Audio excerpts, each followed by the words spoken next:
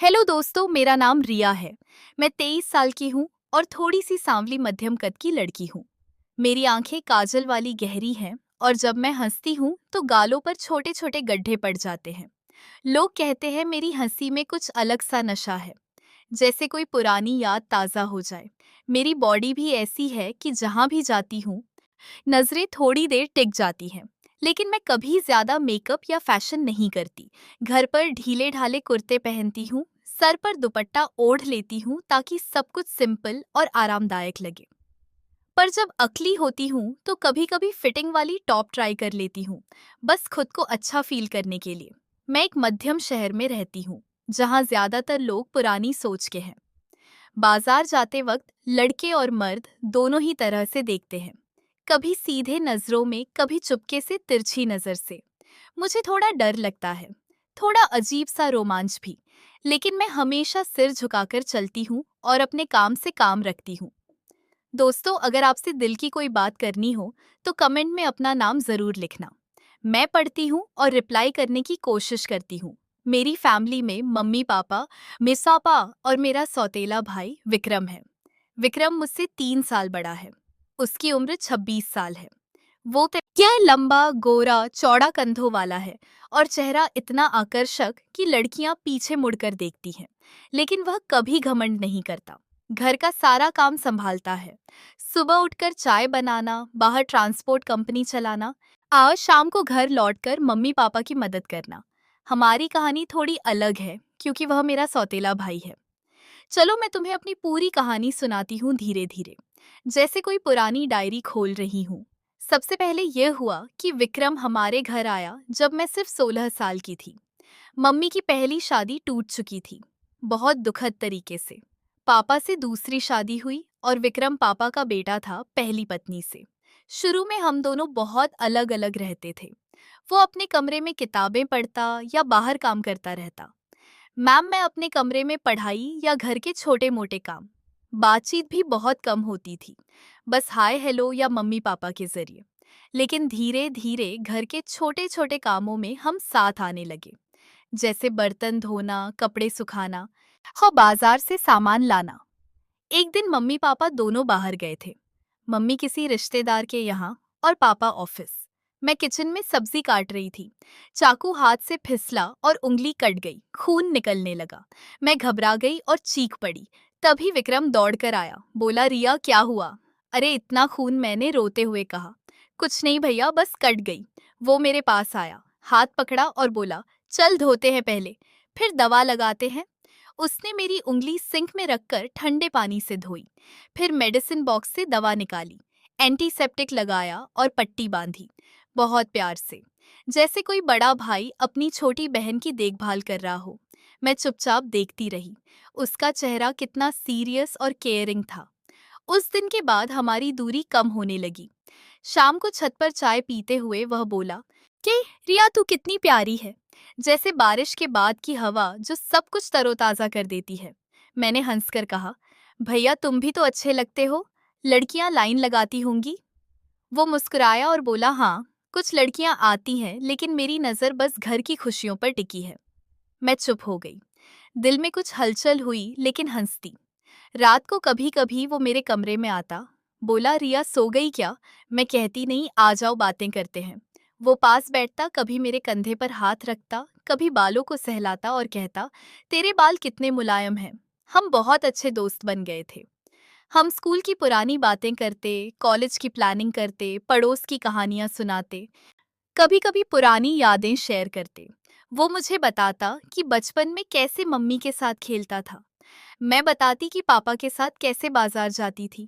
एक दिन बारिश बहुत तेज हो रही थी, बिजली चली गई। हम दोनों छत पर खड़े भीग रहे थे। वो बोला रिया तू भीग रही है, चल अंदर। मैंने कहा थोड़ा और मजा ले लो भैया। वो हंसकर मेरी मदद करता हुआ अंदर ले गया। कमरे में तौलिया दिया, खुद भी बदला। हम टीवी देखते रहे। फिल्म में फैमिली सीन आया। वो बोला रिया भाई बहन कितने अच्छे होते हैं, उनका साथ सबसे मजबूत होता है। मैंने कहा हाँ भैया। वो बोला मैं भी हमेशा तुझे अपनी छोटी बहन मानता हूँ। हम बातें करते रहते। धीरे धीरे यह सब नॉर्मल होने लगा। सुबह वो मुझे जगाने आता, कभी गाल पर हल्के से हाथ फेरता, बोला, उठ जा, सूरज देख रहा होगा। मैं हंसकर कहती, थोड़ा और सोने दो। वो बोला, नहीं तो गोद में उठाकर ले जाऊंगा। मैं कहती, उठा लो ना। लेकिन वो बस हंसता और हम साथ नाश्ता करते। कभी कभी वो मुझे स्कूल ड्रॉप करने जाता, रास्ते में बातें करते। एक दिन मैंने नया कुर्ता पहना। वो बोला, वाह रिया, तू आज बहुत अच्छी लग रही है। मैंने कहा, भैया ज्यादा तारीफ मत करो। वो बोला, सच बोल रहा हूँ, तुझे देखकर मन करता है बस बस ऐसे ही देखता रहूं। मैं शर्मा गई, लेकिन अंदर से खुशी हुई। समय बीतता गया। वो मुझे छोटे छोटे गिफ्ट लाता, कभी चूड़ी, कभी पेंडेंट, कभी अच्छी किताब। कहता, ये तेरे लिए परफेक्ट है। मैं पहनती या पढ़ती, वो घंटों देखता रहता और कहता, आज तू खुश रहे तो मैं भी खुश रहता हूँ। एक बार घर में शादी थी, हम दोनों डांस फ्लोर पर थे। पूरा परिवार हंस रहा था, गाने बज रहे थे, हम दोनों बहुत मजा ले रहे थे। उस रात डांस के बाद वह बोला, रिया तू मेरे लिए कितनी खास है, बिना तेरे सब सुना लगता है। मैंने कहा, मैं भी भैया, हमारा बंधन कितना मजबूत है। फिर एक दिन उसने कहा, रिया मेरी शादी की बात चल रही है। मैं उदास हो गई। वो बोला, क्यों उदास हो? मैं पास ही रहूंगा। मैं रो पड़ी। वो मुझे गले लगा और बोला, तू हमेशा मेरी सबसे खास रहेगी। शादी की बात टूटी, लड़की ने मना कर दिया। वो थोड़ा टूट गया। मैंने उसे सांत्वना दी, रात भर बातें की। वो बोला, रिया तू ही मेरी दुनिया है। मैंने कहा, भैया हम भाई बहन हैं। वो चुप रहा। समय बीता, हम और क्लोज हो गए। हम साथ में उसके ट्रांसपोर्ट ऑफिस जाते, कभी बिल चेक करते, कभी ड्राइवरों से बात करते।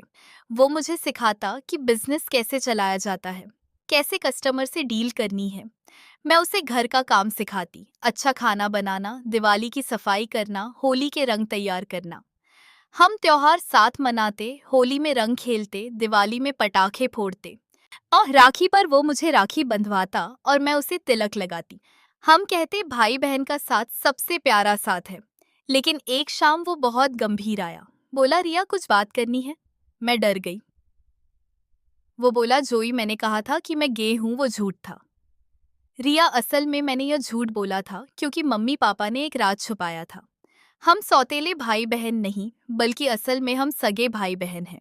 अस्पताल में बच्चे बदल गए थे, लेकिन डीएनए रिपोर्ट से साबित हुआ हम एक ही माँ बाप के हैं। वो सब क्लोजनेस, वो सब सपोर्ट सिर्फ सच्चे भाई बहन का प्यार था।